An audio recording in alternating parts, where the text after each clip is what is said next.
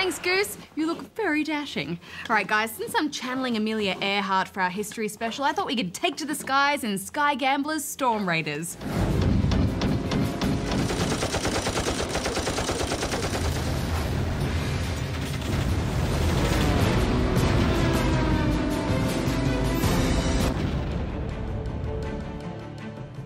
Storm Raiders is a war-themed flight simulator set in the mid-1900s. The first thing I noticed, Bajo, were the graphics. I mean, this is pretty stunning for a smartphone game. Yeah, absolutely. Your view is filled with glorious clouds, planes zipping around, and some subtle weather effects that all add to the experience. Oh, and the water effects, gorgeous. Yeah, good water effects, weren't they?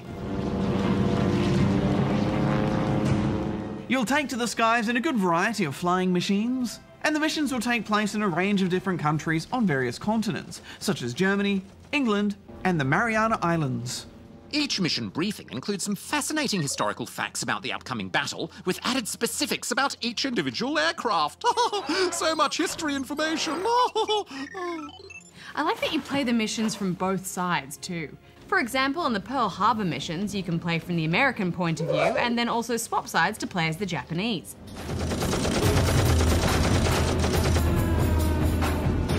I like that because it changed things up a bit and you got to try different planes. What do you think of the combat though, Hex? Well, although I found the learning curve a little bit steep, I just thought the dogfights were so thrilling.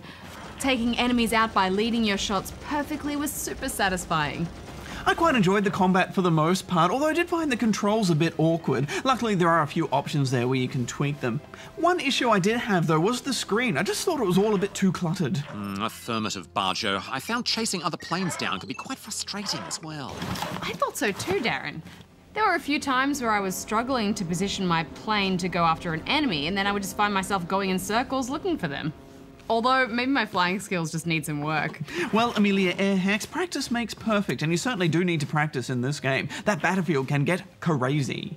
The missions include a range of elements like taking out enemy planes, bombarding submarines, and collecting cargo. And it can be quite challenging to do all of this on the fly. On the fly. Nice pun. Thanks. There is also multiplayer for those looking to scratch that competitive itch. You can jump into a quick match or verse someone over Wi-Fi. Yes, I was glad to see my favourite multiplayer modes are there, such as Free For All, Capture the Flag, and Last Person Standing. We should finish up here, though. What scores are you two going to give this game? Well, I thought the gameplay was quite intense and the music really suited the action, and it is just so pretty, especially that water, so I'm giving it 8 out of 10 rubber chickens. Well, I thought the learning curve was a little bit difficult to overcome, but it is just packed with content, so I'm giving it 7.